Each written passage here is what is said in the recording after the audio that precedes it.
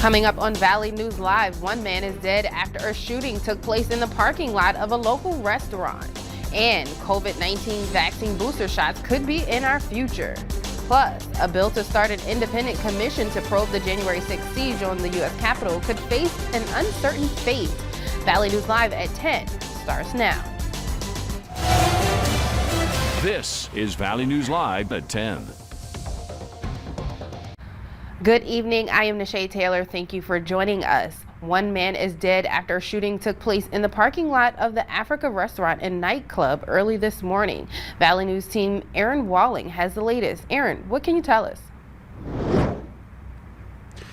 Thanks, Nishay. Earlier this morning, FPD says that a man was shot and killed behind the Africa nightclub off of 7th Avenue South. Now, eyewitnesses say that after the shooting incident, said that there was about 10 shots fired. The first round was about 6 shots, a gap, and then another 4. One witness said that they looked outside and they saw a body lying in the parking lot. Now, one of the neighbors in the area said that they saw 2 vehicles flee from the area shortly after the shooting, stating they saw a small silver car and a reddish one right behind it. The one common thread that many of the people that live in the area said to me was that since the African nightclub moved in, it has been nothing but trouble. According to the Fargo PD dispatch log, since late August 2019, when the club moved in, and between the hours of 9 p.m. and 4 a.m., there have been over 75 calls made to the area of the 4500 block, which is where the nightclub is at. Many of those calls revolve around disturbances, fights, and impaired drivers.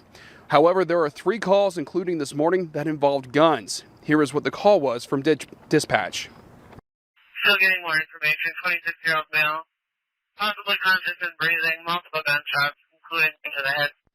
To approach on arrival. He is conscious but not doing well. Now, right now, FPD is still conducting an investigation, and earlier tonight, friends and family gathered behind me in the parking lot as they released balloons and they held a small memorial for him. But back to you, Nishay. All right, thanks so much, Aaron. If you have any more information about the incident, you are asked to call Red River Dispatch at 701-451-7660. North Dakota and Minnesota law enforcement agencies will be amping up patrol for the next 2 weeks to help save lives as unbelted traffic deaths increase. According to the North Dakota Department of Transportation, the failure to wear a seatbelt results in more motor vehicle fatalities in North Dakota than any other factor. Last year in North Dakota, 42% of motor vehicle fatalities were not wearing their seatbelts. Over in Minnesota, preliminary reports show 38 unbelted motorists have died as of May 21st, compared to only 25 this time last year. That's a 52% increase. And the Grand Forks Police Department is reminding residents to be aware of scammers. The department says they continue to take numerous reports daily of people falling victim to scams. Some tips to follow to prevent being a victim include never sending cash in the mail or through courier services. Also, never give your personal or banking information to anyone you do not know. And remember, legitimate lotteries or giveaways also will not require you to pay them before receiving a free gift. The number of people in the U.S. getting a COVID-19 vaccine is rising, but even if you're fully vaccinated, more shots could be in your future. Vaccine makers are now saying people should prepare to get booster shots in the future, but health experts are still unsure. Vaccine boosters may be the next phase in the nation's fight to contain COVID-19.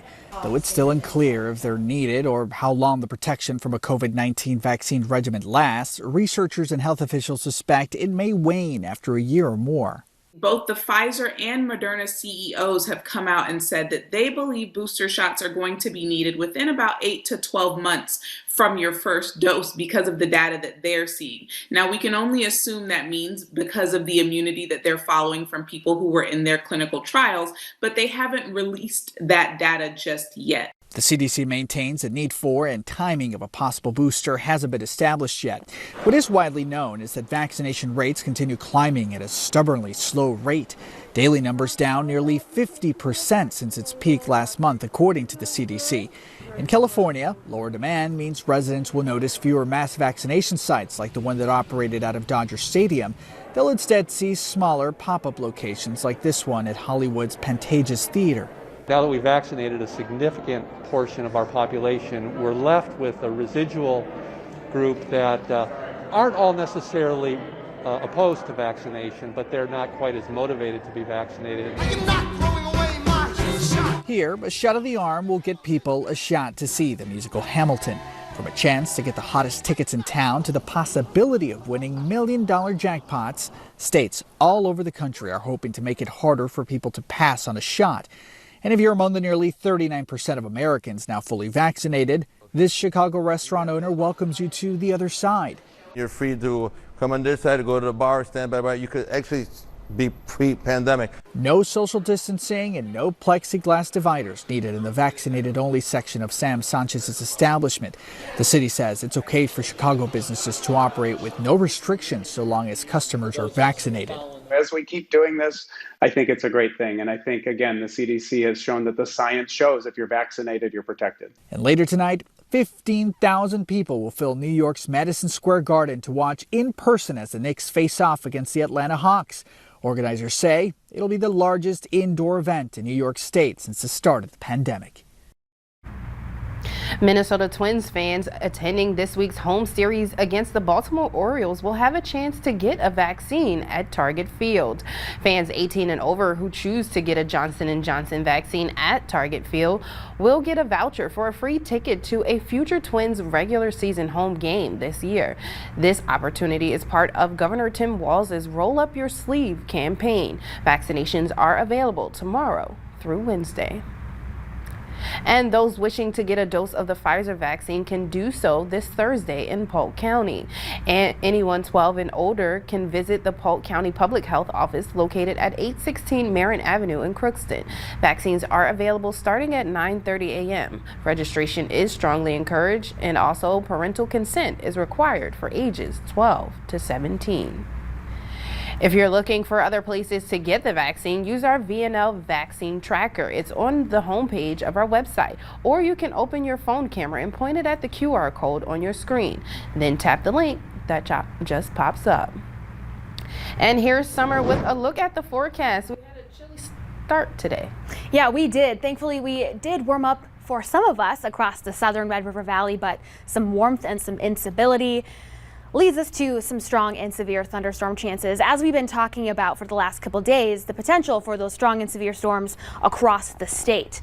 Closer to our region, we could still see some isolated stronger to severe storms in portions of Stutzman, Lemoore, Dickey, and Brown counties, with the main impacts being quarter-size hail or 1 inch in diameter, along with wind gusts to 60 miles per hour. We are seeing some stronger, severe isolated severe storms way out in western North Dakota. Lots of lightning and some heavy rain with these as well.